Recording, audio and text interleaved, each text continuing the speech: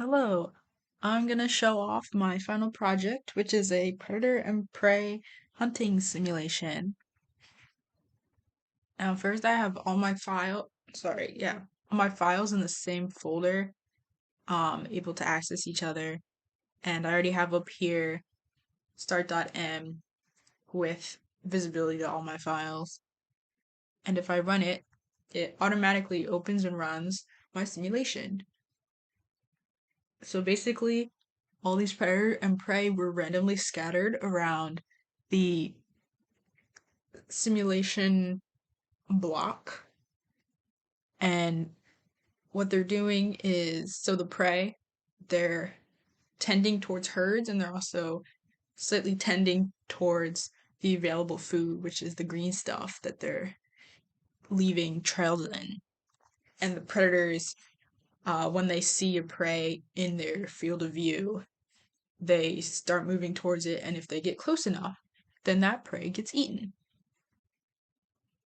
You can see in the right hand how the prey slowly decreases over time because they're getting eaten. And the predators are actually immortal, so their population stays constant this whole time.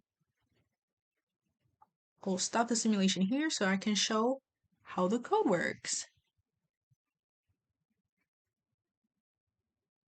So basically up top is I just have all the variables that actually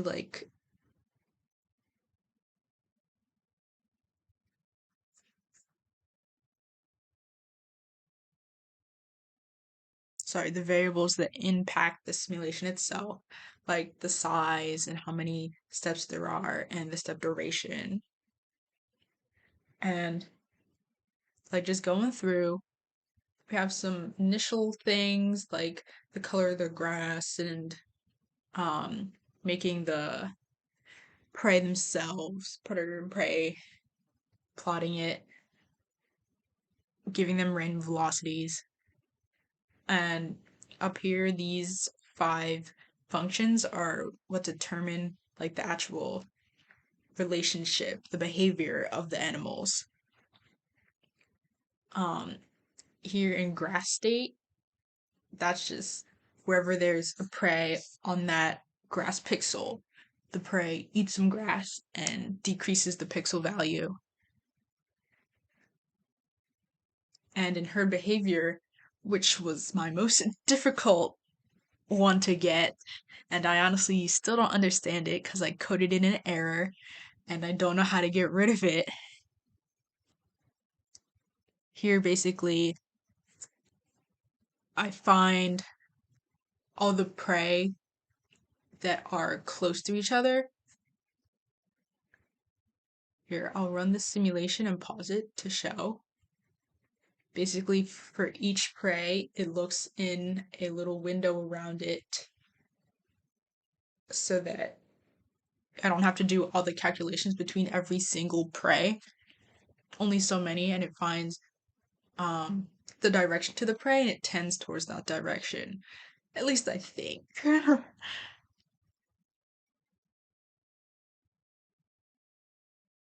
And basically, a similar velocity influence comes from the grass, and a similar one for the predators. The predators look in a box around them, and if they see a prey, then they go towards it.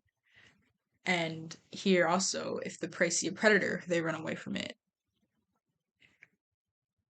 And basically, get eaten is if a predator is close enough to a prey, that prey uh, is tagged, and those tagged prey are deleted.